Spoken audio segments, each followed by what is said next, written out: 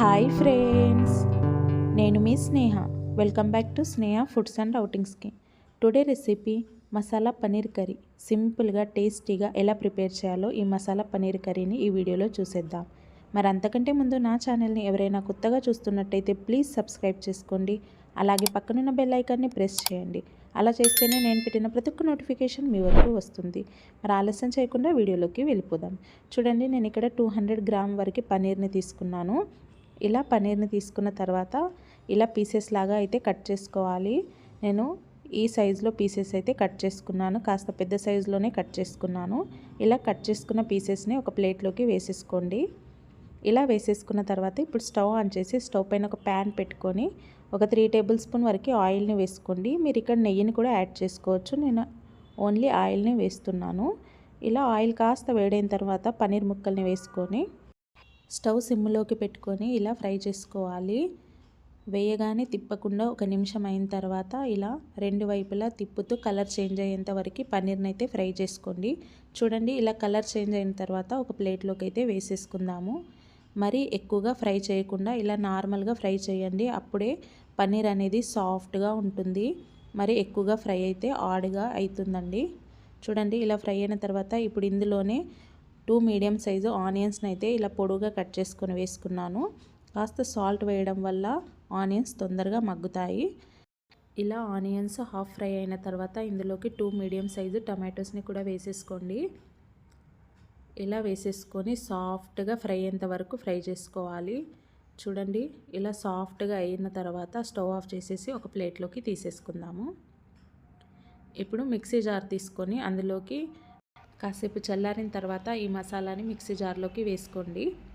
ఇలా వేసేసుకున్న తర్వాత ఇందులో చిన్న సైజు అల్లం ముక్క, అలాగే వెల్లుల్లి రెబ్బలు, దాల్చిన చెక్క, 3 లవంగాలు, ఒక యాలక్కాయను వేసుకొని సాఫ్ట్గా మిక్సీ పట్టుకోవాలి.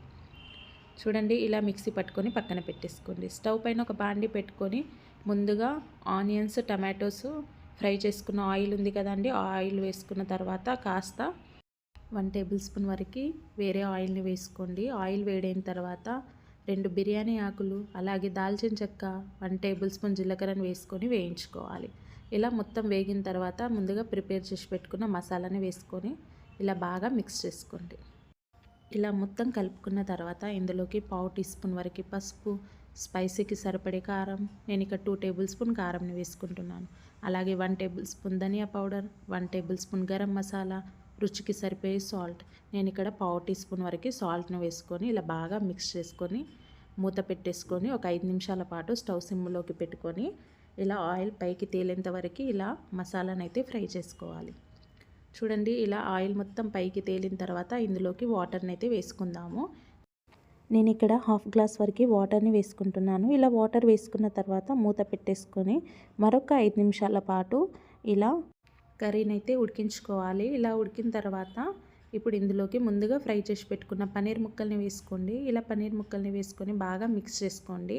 ఇలా మిక్స్ చేసుకున్న తర్వాత సన్నగా కట్ చేసుకున్న కొత్తిమీరని వేసుకొని మూత పెట్టేసుకొని ఒక 2 నిమిషాల పాటు స్టవ్ సిమ్లోకి పెట్టుకొని ఉడికించుకోవాలండి. మీరు పన్నీర్ ముక్కలు ఏ సైజులో కావాలనుకుంటే ఆ సైజులో అయితే కట్ చేసుకోవచ్చు. చూడండి, ఇలా మూత తీసి చూస్తే పన్నీర్ అయితే పూర్తిగా ఉడికిపోయింది. ఇలా స్టవ్ ఆఫ్ చేసేసి కాస్త కొత్తిమీర వేసుకుంటే అంతే అండి, మసాలా పన్నీర్ కర్రీ అయితే రెడీ. ఈ పన్నీర్ కర్రీ పూరీలోకి, రోటీలోకి, అలాగే వేడివేడి రైస్లోకి కాంబినేషన్గా సూపర్గా ఉంటుంది. తప్పక ట్రై చేయండి. అలాగే టేస్ట్ ఎలా వచ్చిందో కమెంట్ బాక్స్లో కామెంట్ చేయండి. ఇలా ఒక బౌల్లోకి సర్వ్ చేసుకుంటే మసాలా పన్నీర్ కర్రీ అయితే రెడీ.